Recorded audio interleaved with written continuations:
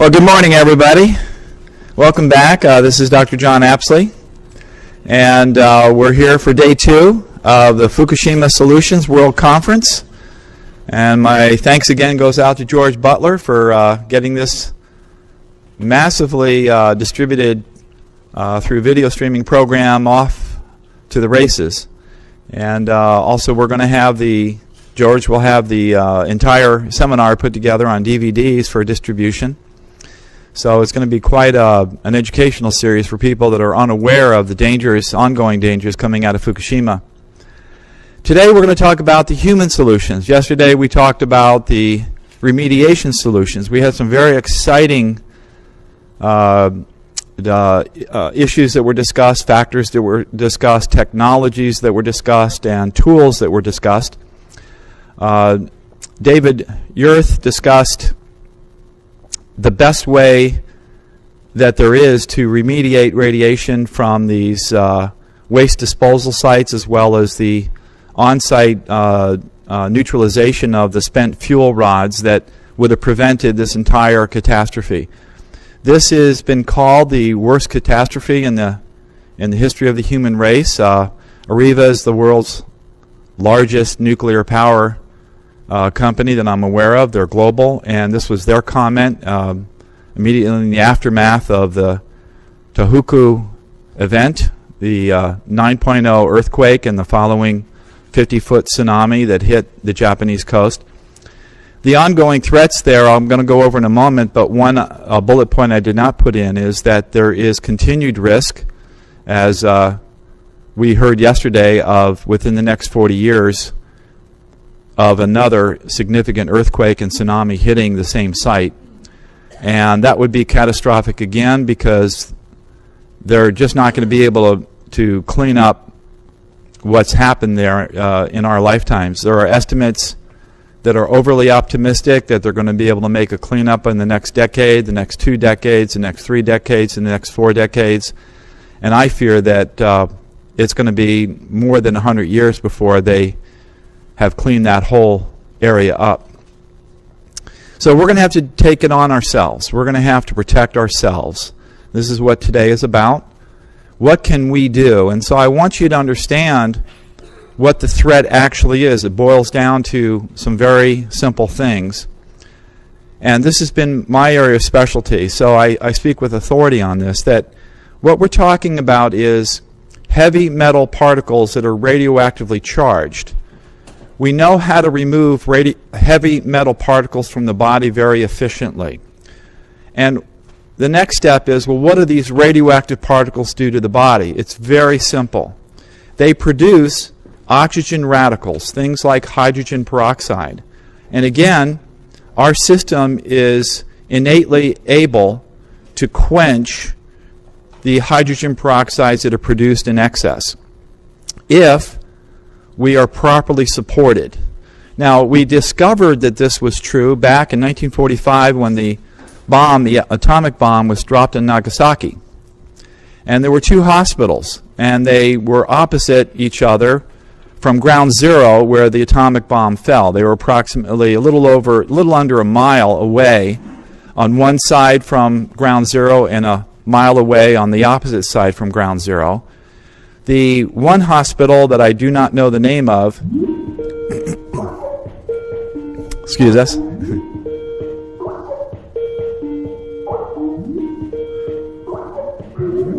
There we go. We have people calling in from around the world that will be presenting here. And so we need to have our Skype connected for them at the right time, but not right now.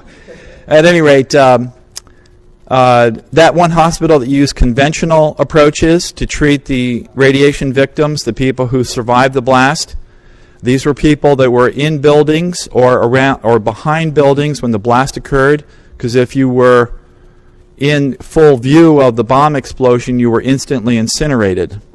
So these people were very close to ground zero, but they were protected from being incinerated, but they were terribly burned. And they had 100% fatality at the hospital. The staff had virtually 100% fatality themselves.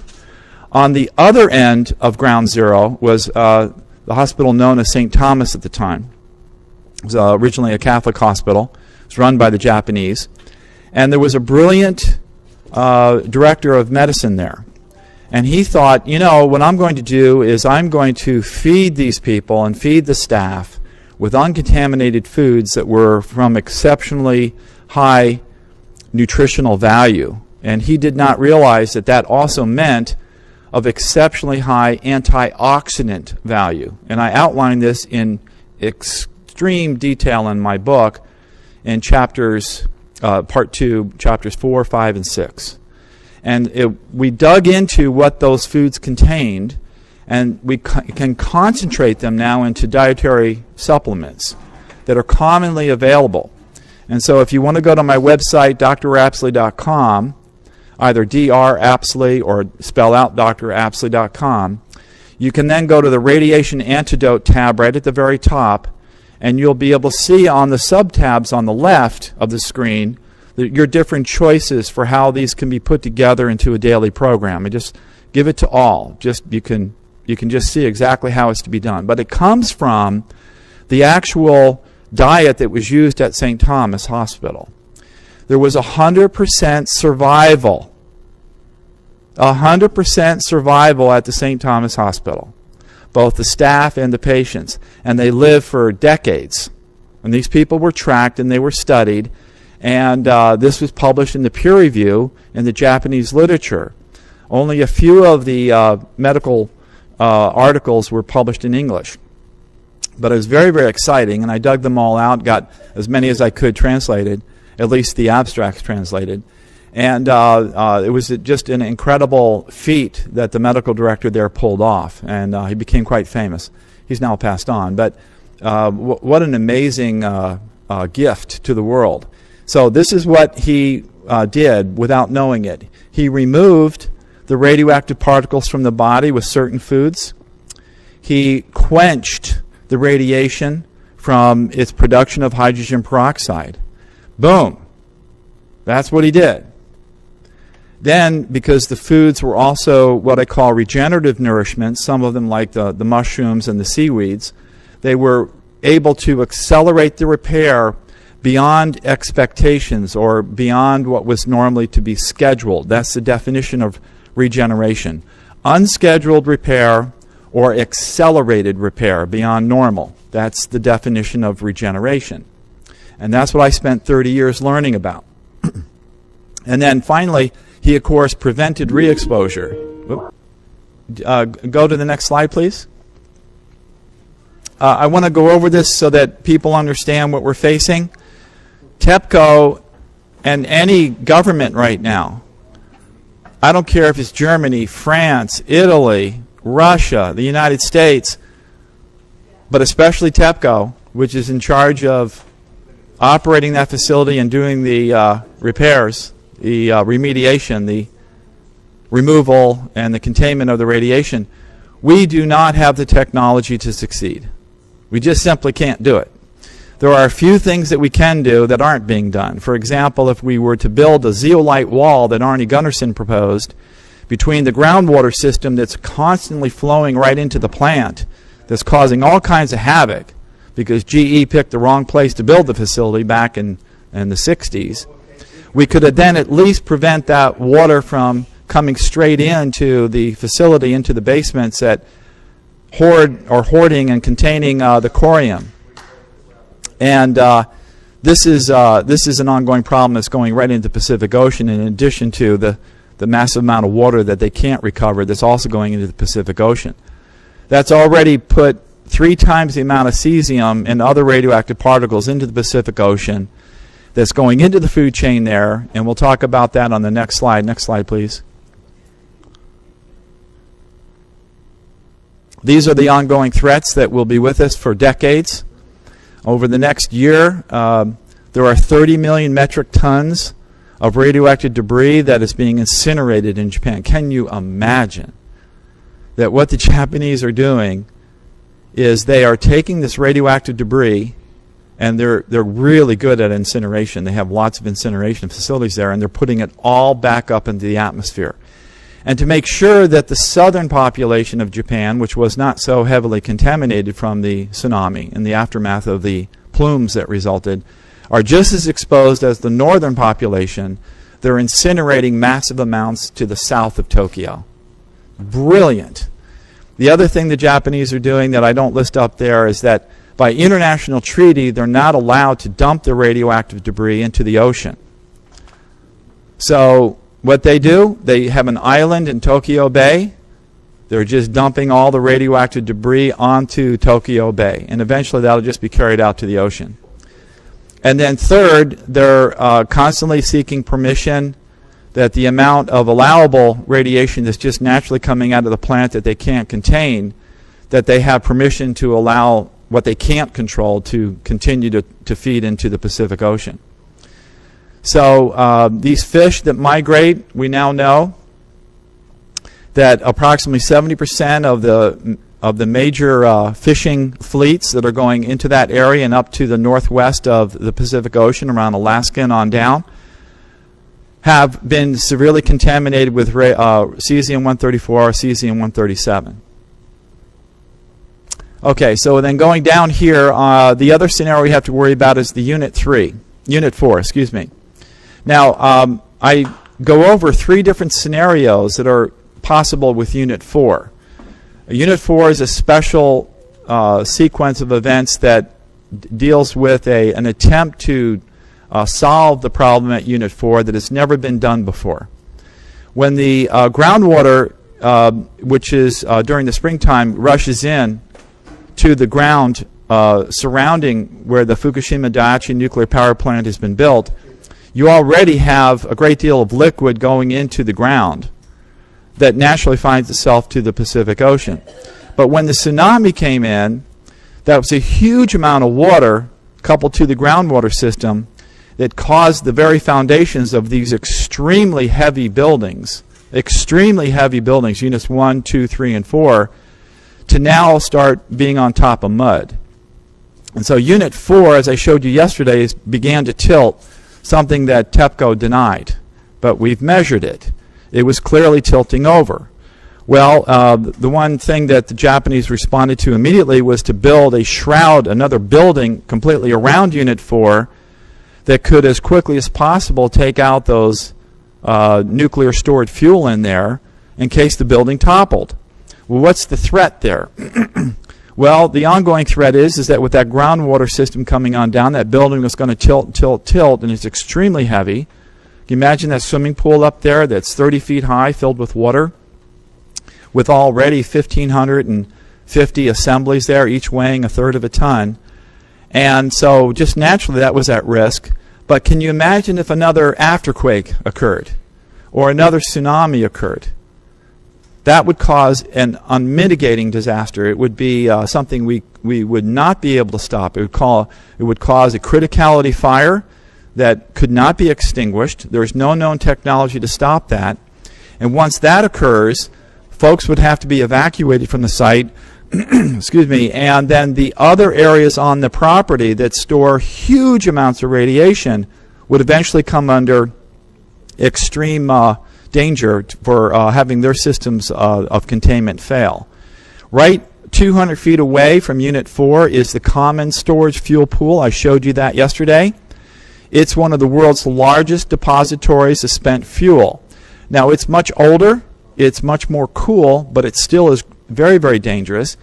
And if the electrical system, which is automated there, were to fail because of a criticality fire and they'd have to evacuate the area, within weeks or maybe within a month of not being able to stop that fire at Unit 4, we would be at great risk for the common storage fuel pool to fail. There are a lot of experts are saying that's not possible, but listen, they said that this wasn't possible. And as we know from the Nuclear Regulatory Commission testimony before Senator Markey in 1985, these kinds of nuclear power plants that were built here in the U.S. and in Japan are due to completely fail, at least one, about once every 25 years. So I don't believe them when they say that it's not possible for the common fuel store pool to not go into complete catastrophic failure. I just don't believe them. So I put up what those scenarios are, what we will be told, because they have outlawed the current daily information that's occurring at Fukushima to be printed by the press there. So the world does not know what's really going on day to day there. But if a criticality fire, for whatever reason, did occur at Unit 4, and I'll explain where that risk is in a moment. It's also up on the website. If they say that there is a fire and then suddenly they say it's all under control within 48 hours, then we will have a waft of radiation that's going to hit the west coast of the U.S. in 6 days. But if we take precautions, especially if we take a vacation to the east, go to Texas, for example, especially this area of Texas, we're going to be able to go back in about 3 weeks and then just take ongoing precautions, and it would be relatively safe, manageable on the west coast.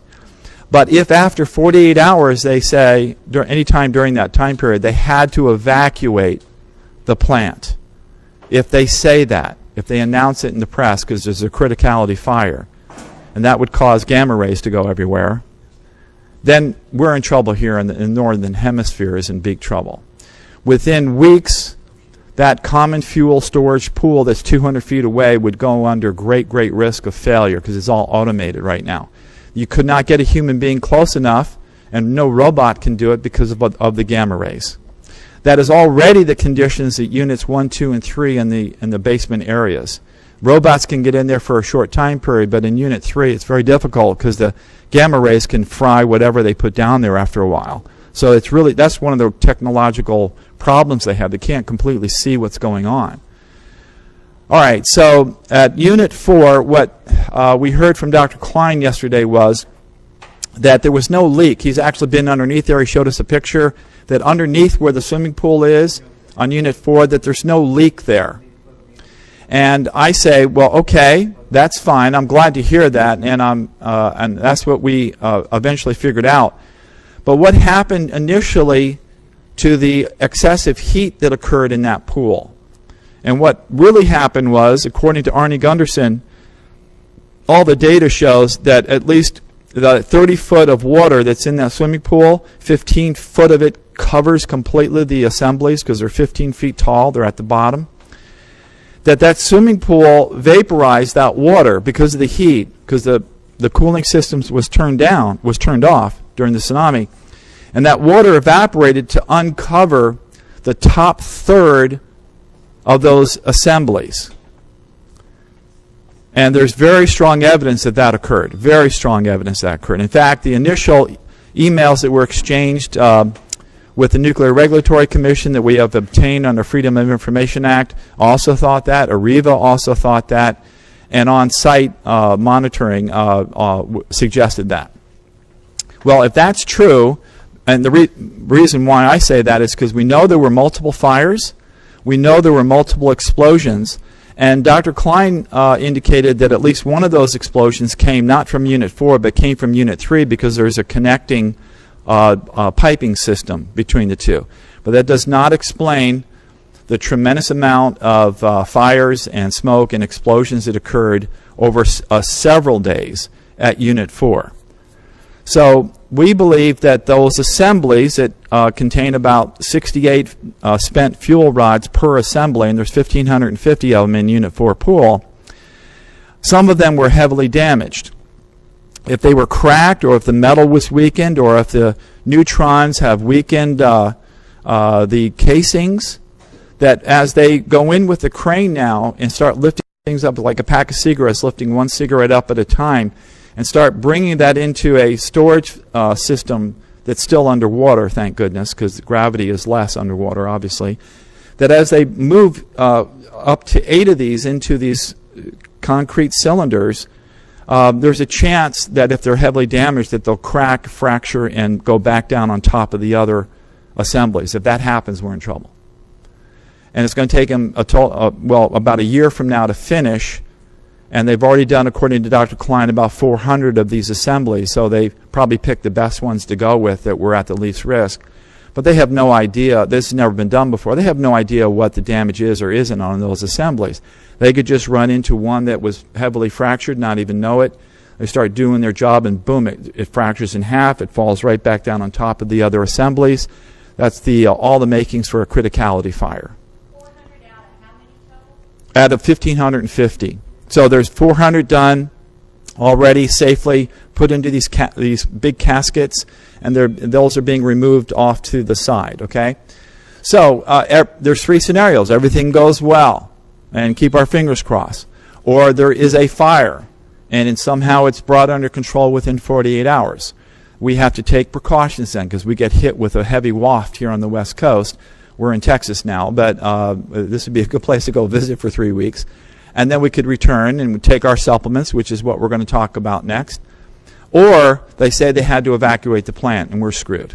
The northern hemisphere is screwed then, because they can't get back. There's just too much gamma going on, which is what's happening at Unit 3 right now. So that's the reason why Units 1, 2, and 3 will not be repaired, in my opinion, in our lifetime. There is no known technology, and TEPCO has proven itself over and over again to be totally incompetent. Whether they bring in international experts or not, I hope they do, but there's no known technology that they have to fix this. So it's going to be 7 times the amount of radioactivity compared to Chernobyl that's going to eventually get into the biosphere, one way or another, in my opinion. And we already know for a fact that it exceeds 3 times Chernobyl. That was proven last year in a published article in September, and I showed that to you yesterday. Okay, so now we're dealing with the continued vapor leaks at Units 1, 2, and 3 that continues to put radioactive materials into the air, including radioactive iodine. Not so much iodine, but cesium and strontium. The older a nuclear rod becomes, the more predominant it becomes in cesium and strontium. It's just the way that decay happens. Strontium loves the bone. It loves to help produce multiple myeloma and bone cancers. Cesium replaces potassium in the body, which I went over about the new cell physiology that Gilbert and Ling discovered with Raymond Amadian and Freeman Cope. These are the ways in which life happens that is not formally being taught now in medical school, but starting to spread throughout the university system.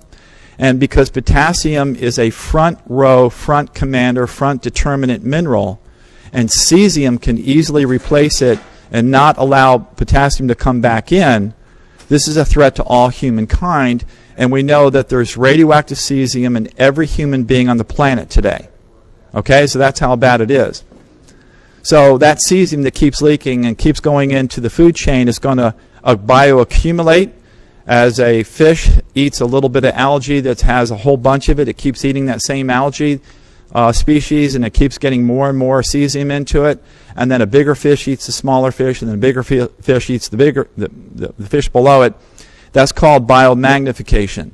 So by the time that a human being eats a bluefin tuna or crab or whatever in the Pacific, it's just laced with radioactive cesium, and the more seafood we eat, say once a week, twice a week, the more radioactive cesium we get in our body, and strontium, and then before you know it, we come down with cancer. And I showed you that it's not just about cancer. It's about the melting of our internal cell compartments. And this leads into every known chronic degenerative disease that we have. So in terms of causation, what scientists want to do is to do reductionism to try to identify a single element that can cause a particular disease. But that's not how nature works. Nature is not about reductionism. Nature is about the combination of elements that cause disease. And what I said to you yesterday is that radioactive materials will amplify by tenfold all these other causations of diseases in small amounts. So yeah, if we can identify that certain chemical, a certain pesticide, a certain pollution does eventually, like tobacco smoke, cause cancer, fine. But just realize that the radioactivity in that person's body has amplified that specific toxin at least tenfold at the same time. So radiation plays a role across the board.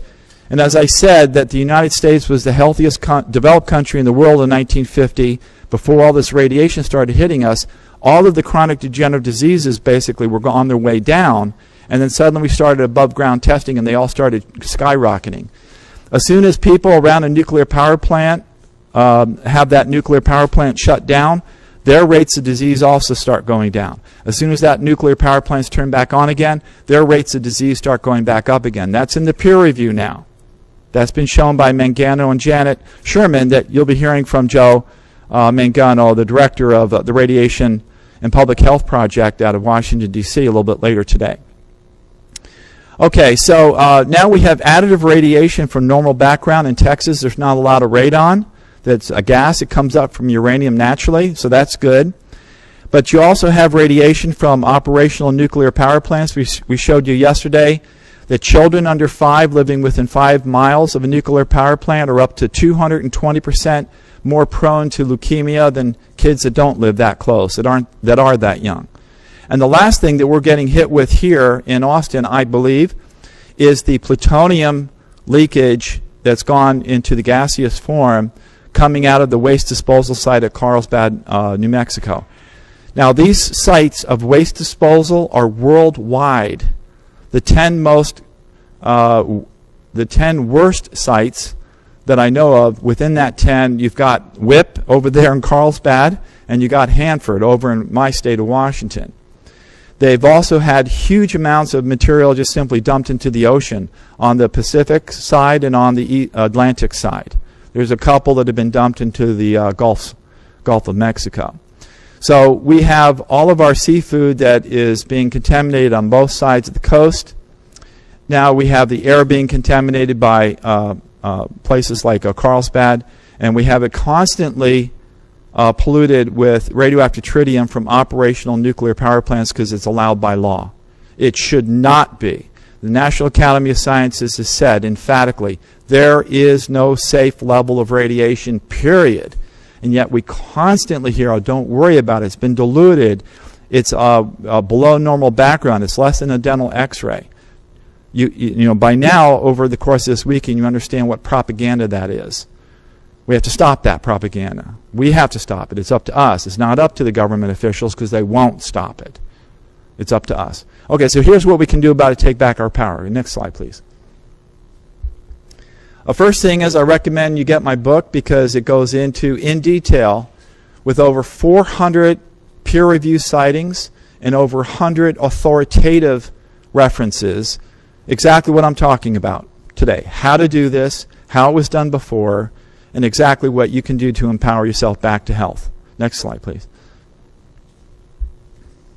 So the first thing we're talking about again in review is to remove the radioactive particles from the body. Now we heard from Mike Adams yesterday that he's using a special kind of zeolite that has had it's been purified basically.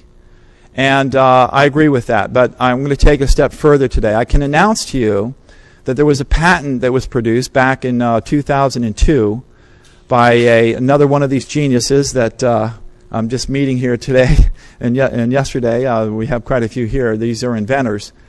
And this is one of those inventors who figured out a way to super purify zeolite and maintain its very strong electrical charge. This is something that Mike Adams did not discuss. That what was discovered in 2002 and patented in 2002 was perhaps, certainly in my opinion, the greatest tool for quickly removing radioactive particles from the body.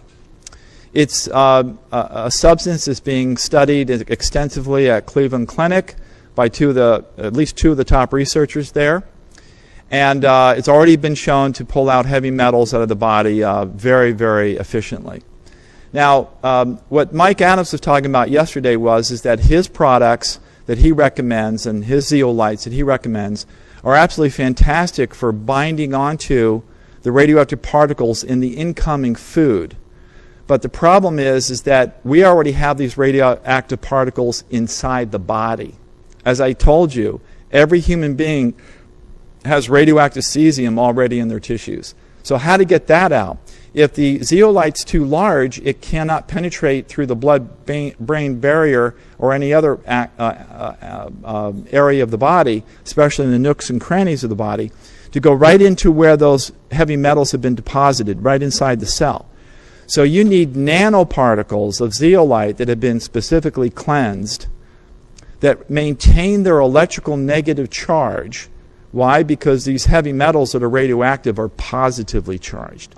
And as you know, positive attracts negative and negative attracts positive, but it has to be small enough.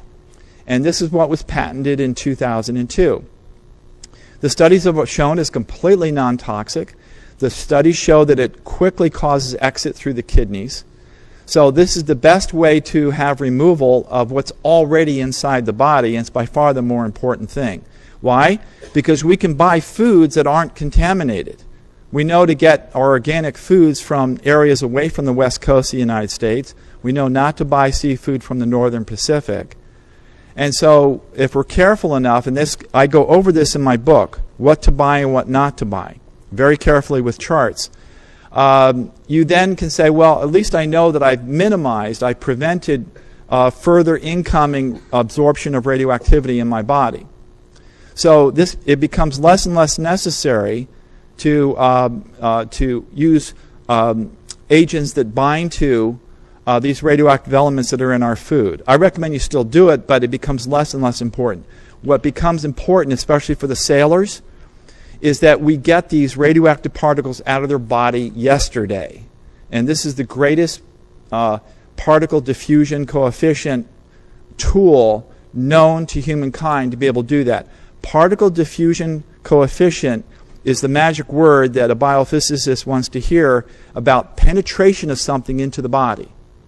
And this is nanotechnology. This is nanosciences. This is why it's so efficient for drug delivery and for delivery of other nutrients. If you can get something that small, it is able to penetrate just like that in no time into the body to grab onto something that's there that shouldn't be there and then pull it out.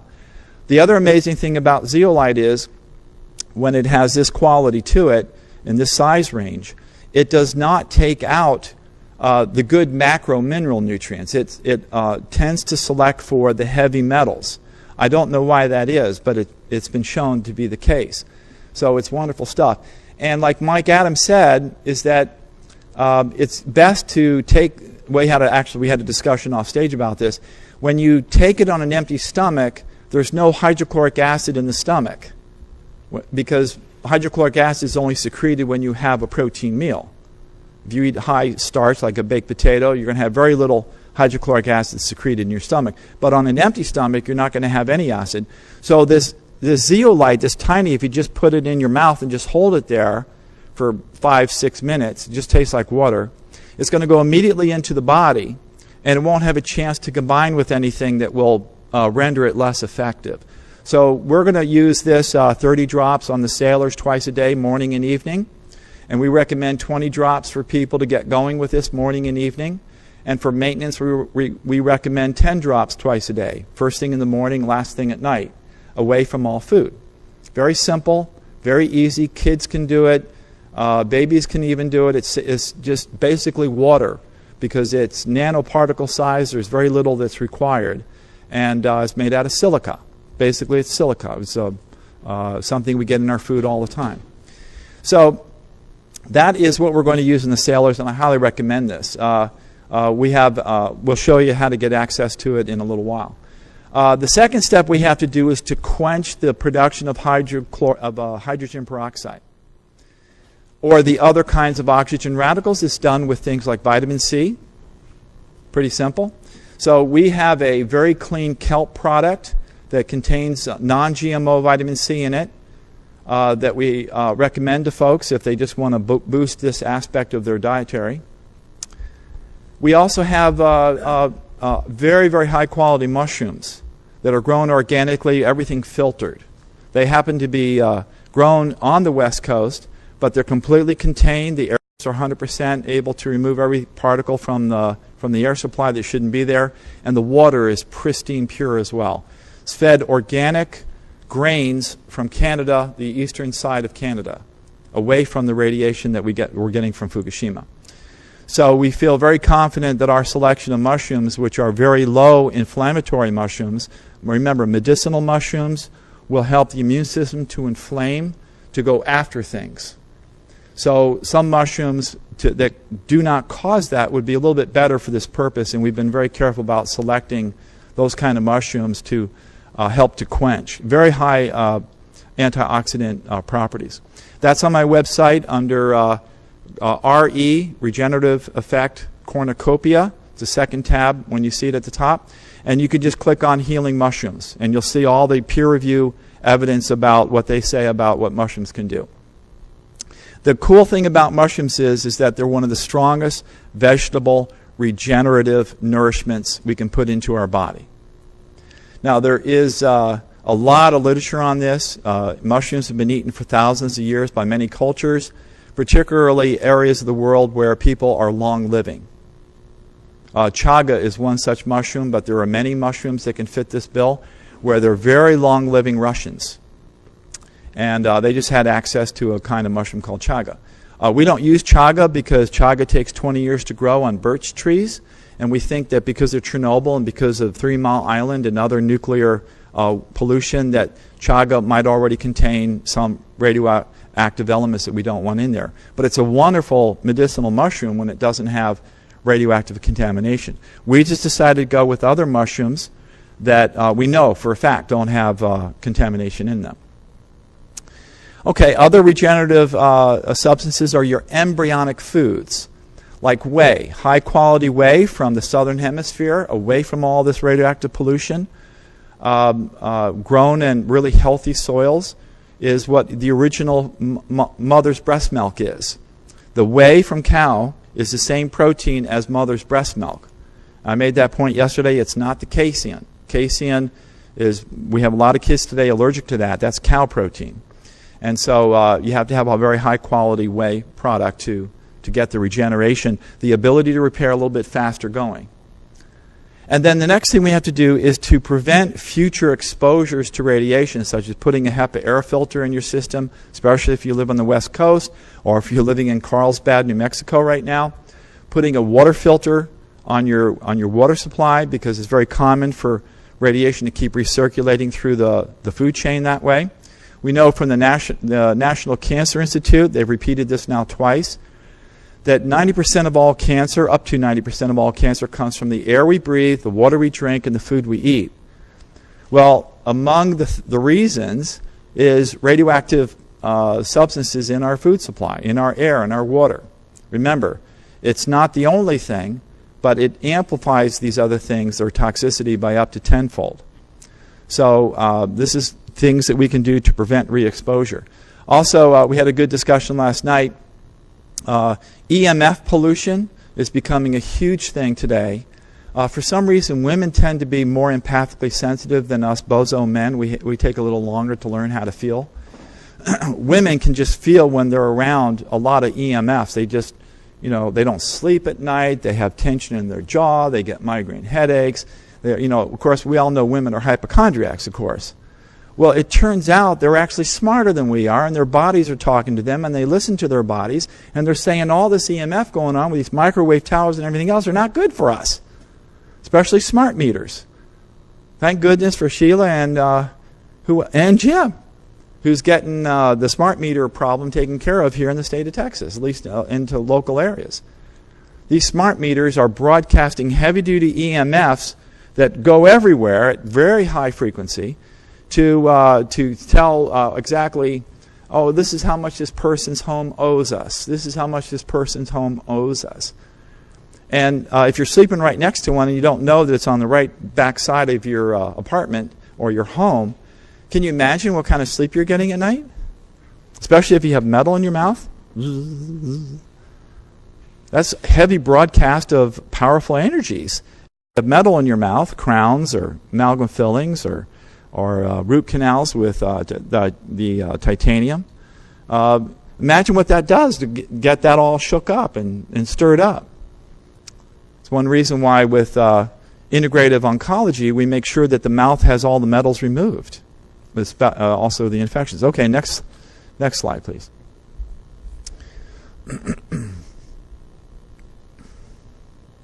This again is just reiterating not only zeolite, but other natural binding agents that pull these particles out and quench them very quickly, particularly the amino acid NAC.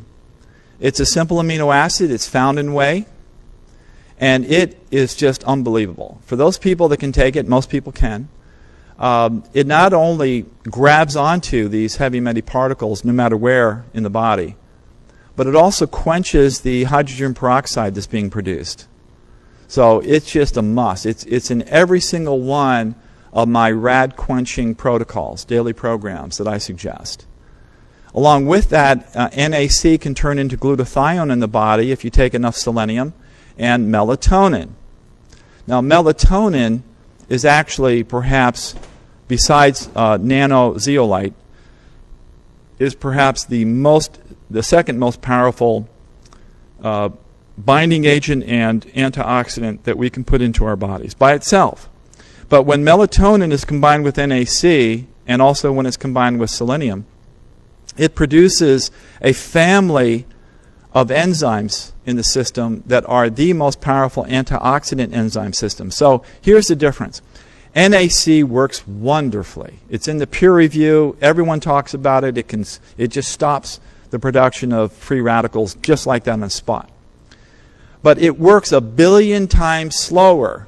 It works 1 billion times slower than the enzyme glutathione.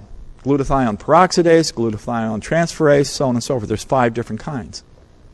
Well, which do you want to do? Do you want to take NAC for its own action to do direct intervention, or do you want to take NAC with melatonin and selenium to get the enzyme systems built up in your body to act 1 billion times faster to do the same thing? This is regenerative medicine, folks, is to get these properties of self-healing in the body fully activated so we can get ahead of the curve, because we're losing the battle here. We're a sick nation. We have to have regenerative medicine that fits in, and this is something you can do in your own home. Okay, and then later, right after I'm done here, Katrine Volinsky, who is a survivor of Chernobyl, she grew up there, she saw all these people die. She came here to the States and made a miraculous recovery. She's tapped into one of the best apple pectin products, but this stays in the intestinal tract. This doesn't always, at least as far as I know, this particular product that she's got one of the best of, it doesn't necessarily go into the body as much as it stays in the intestinal tract and keep fresh incoming radioactive particles from entering into the body. But also kelp will do the same thing. So you can throw in an apple a day. You can take a concentrate of the apple pectin. You can eat uncontaminated seaweed, or you can take dietary supplements of kelp to prevent the incoming from going into the body. Okay, next one. Yes, exactly. You have to go to the Atlantic, and you have to go to pristine areas like in Norway, like in Iceland. And I'm a little bit hesitant to say Greenland, because I've just seen charts now that along the entire, what's called the eastern seaboard in the Atlantic Ocean near the U.S., there's just all kinds of radioactive dumps that have happened there. And there are warnings now for certain kinds of fishermen, like lobstermen, to not harvest from certain areas because the radioactivity is higher. So until I know otherwise, I think Greenland you should be a little bit skeptical about, but it may turn out to be just fine because it's pretty far up north. But certainly Iceland and Norway and other areas in the Arctic are just fine for harvesting seaweed. Okay, so we just have gone over this. In a nutshell, a very basic program that will give a lot of bang for the buck is to get non-GMO vitamin C. Most corn today, commercial corn, is GMO. Most vitamin C is taken from commercial corn. So you want to get vitamin C that's not from GMO corn. It's very powerful because not only will it directly combine with radioactive particles, but it also is an antioxidant to quench the hydrogen peroxide that's produced. And fortunately, vitamin C is just one of those funny dietary supplements, kind of does everything.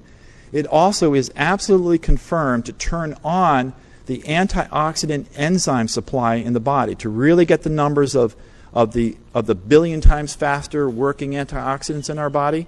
They're enzyme based. Vitamin C is known to do that. That's also in my book.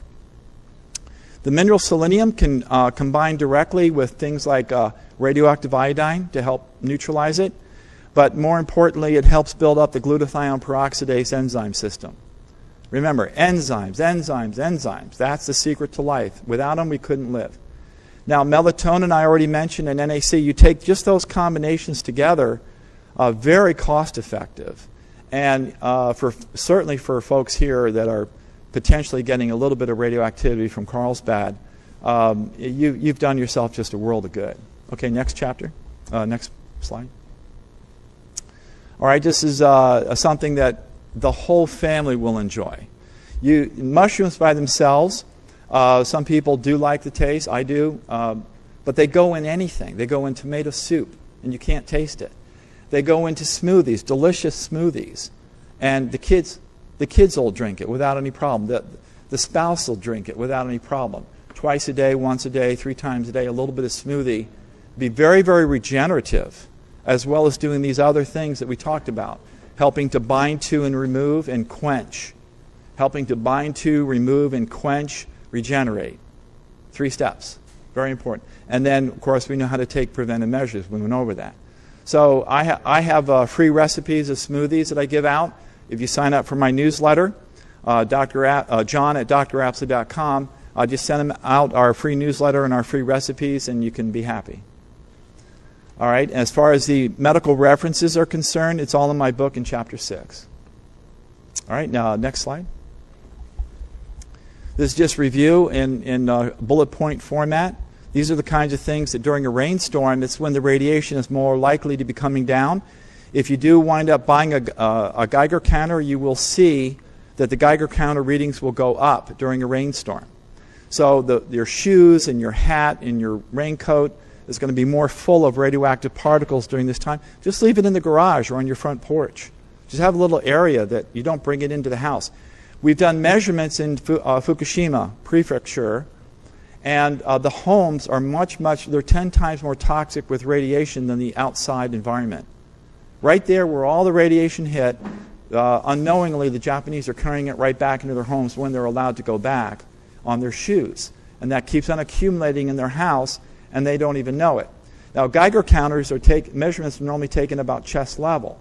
But if you bring that Geiger counter all the way down to the floor, especially around drain systems, you'll see the Geiger counter readings go up sky high. You thought everything was hunky-dory up here. Suddenly you put it down here. This is what we did in Japan and Tokyo. And oh my gosh, you see all this radiation there is getting on the kids' shoes. What do kids do? They reach down, they fiddle with their shoelaces, and then they pick their nose or they scratch their eye, and all that radiation is going into their system. We have their shoes. We analyzed it. We published on that. We see that the shoes are highly contaminated in Tokyo. Okay, next slide. All right, so the regeneration effect is composed of 4 pillars. The longest-lived cultures all do this. They have very disciplined detoxification programs, usually using highest quality water that's more wet than regular tap water. When it's more wet, its surface tension has been lowered because of the mineral content of the water, and it's able to wash out poisons and toxins a lot more efficiently. But it's also able to bring minerals in a whole lot more efficiently. Maximal oxygenation. These people are physically fit. They work and they breathe and they exercise by walking on the mountainsides all day long. The Okinawans the same way, but they don't have mountains there. They just keep themselves very physically active. Now, I'm changing the 3rd pillar from supernourishment to regenerative nourishment because it emphasizes colloidal regeneration factors, the CRFs that you see there, that only come from embryonic foods. That was discovered by Alexis Carrel. So the long-lived cultures, whether they know it or not, they're eating an abundance of embryonic foods like eggs, like bee pollen, like honey that's laced with bee pollen, like fish, what's that called? It's just the words, the eggs, the roe. Yeah, that's right. Yeah, there you go, caviar, but the fish roe. Huh? No, calamari is squid. But the eggs from fish, like caviar, or called fish roe. But you have to get that, of course, from the uncontaminated areas, right? So these are embryonic foods. Whey is an embryonic food. Nuts and seeds, sprouts. But organ meats, even in adult animals that grown in the southern hemisphere, they maintain their embryonic regenerative properties even into adulthood. They're 2 or 3 years old. Very powerful. Very powerful. Those are the kind of foods that the long-lived cultures eat on a regular basis, whether it's one or two of those kinds that I just gave out, or whether it's 3 or 4 kinds. This is the secret to their longevity. But then lastly, what I call psychoneurosomatics. Psychoneurosomatics. Somatics means body, neuro means nerves, psych means your attitude, your emotional state. What we think, we transfer down the nervous system and it goes right into the body and alters its structure and function. So if we have a positive attitude toward life and we're a happy person, this is going to have an immediate biochemical effect on our physiology and our structure. Turns out that the longest lived cultures, which is I think about 80% of the equation, by the way, how we think is 80% about how we actually are in terms of our health. The longest lived cultures are very happy people.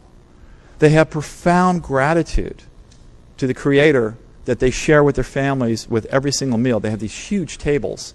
So the very old are honored, and the very, very young are sitting at the same table, and gratitude is shared on a regular basis in that culture. Gratitude is a very, very powerful mental attitude to have. It has tremendous healing properties. But also, there's laughter that's shared. There's an optimism that's shared. There's a caring and an empathy and a compassion that's shared. These are all qualities of the higher realm that we, with our negative attitudes, don't often share with each other down here because we might not have had our cup of coffee yet or whatever. So knowing how to discipline yourself mentally is very, very important in the regeneration effect, as demonstrated for 5,000 years by the longest living cultures. No matter how far away they were from each other, no matter how unrelated they were from each other, these are happy people, emotionally speaking, psychologically. So we have to learn how to do that again. Okay, next slide. We finished up just in time to have 5 minutes of questions. This is perfect. So for additional resources, my book or these 2 websites, they're available to you. And hopefully with all the peer review references that I have in there, my book won't be just tossed into the garbage. It'll be read and appreciated for the fact that this is hard science, folks. This is hard science. Okay, I'll take just a few minutes of questions. Is there anyone's? Just what tribe did you say? I missed that. What? What tribe you say has the longest? Okay, so there are at least 30 different tribes around the world. There's Ikra, Greece. It's an island. They're usually high altitude, living on the foothills of mountains. Sardinia, Italy, in the foothills of the mountains there in Sardinia.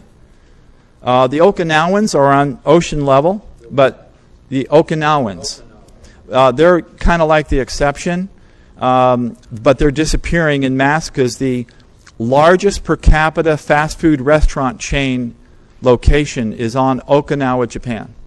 The Okinawans are not Japanese, by the way, but they had from the coral, from the minerals in the ocean, going into their food supply. That's where they got their minerals from, whereas the other long-lived cultures got it from their water supply from the mountains. So the minerals are the important thing there. We have the Nicoyans in Costa Rica. We have the Seventh-day Adventists downtown Los Angeles. They eat nuts and seeds. Fabulous studies on them. But we have dozens of other cultures around the world that currently exist that are demonstrating these low levels of disease, and they don't really start their aging process until about the age of 90. We've lost a few, the best. The Abkhazians are in civil war right now in the Caucasus. Russia just invaded Georgia there. They were by far the best example. They lived to 140, 150, documented. The Abkhazians in the Caucasus Mountains. There's about 30 different subcultures there that all are long-living, or used to be up until about 1980 that we have solid data on. But of all of them, the Abkhazians were the longest living. They were of Greek derivation. Then we have the Hunzakuts, some of which are still very long living. They're also of Greek derivation. It's interesting. Ikra, Greece, the Abkhazians, the Hunzas, they were all Greek. That's been proven by sampling their gene pool. During the time of Alexander the Great, These were monstrous human beings that in the Olympics would jump way over 30 feet, the long jump pit, while they carried 14-pound stones in each hand. These were amazing human beings. They could throw javelin. Compared to any Olympian today, they were by far superior. That's how that's our blueprint. We're supposed to be built like that. But we're so degenerate that we can't imagine what these true examples of optimal human beings were like. But we still see them today in the long living that are still with us. Okay, so next question. Yeah.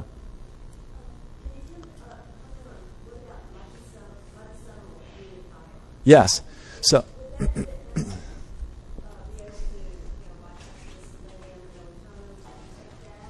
No, and I'll tell you why. So I like liposomal glutathione, but it's very expensive. But the reason why I don't like it in comparison to other things, not that I don't like it, but in comparison, we want the glutathione to be self-manufactured inside the cell.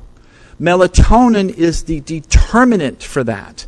Melatonin is the determinant for that. We secrete that through our pineal gland. The liposomal glutathione, for the most part, stays in the bloodstream.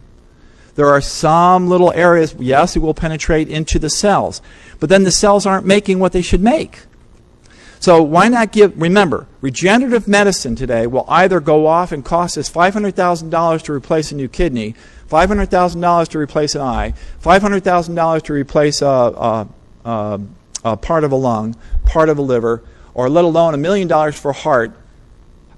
That's unsustainable. Or we can do it like the long-living people do it, get out way ahead for virtually no money compared to that. And that's what, by building up the regeneration effect within. Look at this. This is a good point. I want everyone to listen here. We have a system that repairs itself at the age of 25 when we're healthy. 100,000 genetic mutations or injuries in each cell of the body each day. And there's 50 trillion human cells in average human beings, anywhere from 10 to 70 trillion. 100,000 mistakes in the gene pool that at the age of 25 you fix within 24 hours by way of enzymes. What herb, what homeopathic, what vitamin, what anything liposomal can possibly keep up with that rate of repair? That's the regeneration effect within. If we studied that, like I have for 30 years, I'm talking about, this is what we need to do, turn that system on with the nutrients. That's why I highlight melatonin over liposomal glutathione. It's good for getting things kind of going, but get the body to make it itself. Okay, next question. I have two questions, actually. One is, where do you get the Norway and Iceland? See my wife right back there.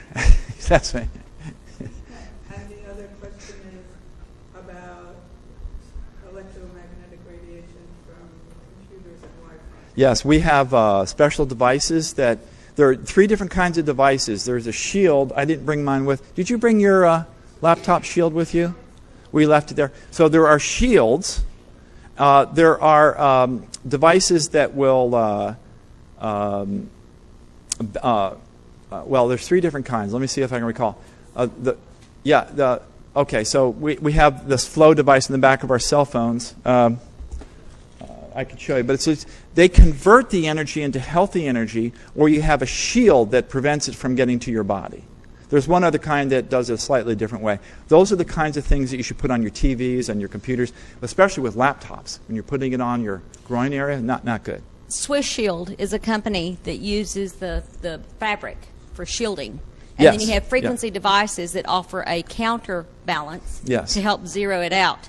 But your Wi-Fi, your cordless home phones, your baby monitors are emitting these frequencies that your pineal gland cannot differentiate between the light frequencies and Perfect. those, so Yep. consequently your pineal's not producing melatonin. And guess what happens? Then your glutathione goes down. And your cordless home phone is the worst. Yeah. The cordless home phone, the ones we've had since 1980, are always projecting, as are your Wi-Fi. As is every laptop, it has a field. So you have to go into your cell phone to put it on airplane mode if you use it for your alarm system. Your laptops go on airplane mode because they're sitting there with a radius around every laptop. Now, what's very concerning is that the Wi-Fi in these classrooms are so intense, moving data is like moving water. So if you're trying to support data to 30 laptops in a little classroom or 300 at these universities, the intensity of it is so much stronger that as we're sitting there radiating our little children in their classroom, okay, now they're not physically doing this, but molecularly they're doing this. And when they can't pay attention, what do? Give them the aspirin. Ritalin. Ritalin. Turn it off at night. Turn it off at night. Make sure your head is not sleeping near the smart meter in your home. You can build a Faraday grid if you want to get perfect at it, or you can just get these devices that shield you. Listen, folks, I don't want to take away time from our next speaker. Would you talk to me? Any other questions? I'll be happy to talk to you. We have a really great speaker next. Did you want to ask something? I did. Okay. You were talking about number 4, being very concerned about 4. That's because of the collapse situation, because it's tilting. What's with 1, 2, and 3? Why are we not already screwed Yes, with 1, we 2, are. and 3? We are screwed with Okay. it. Yeah. Well, Unit 4 could become the world's greatest catastrophe of all time. Okay.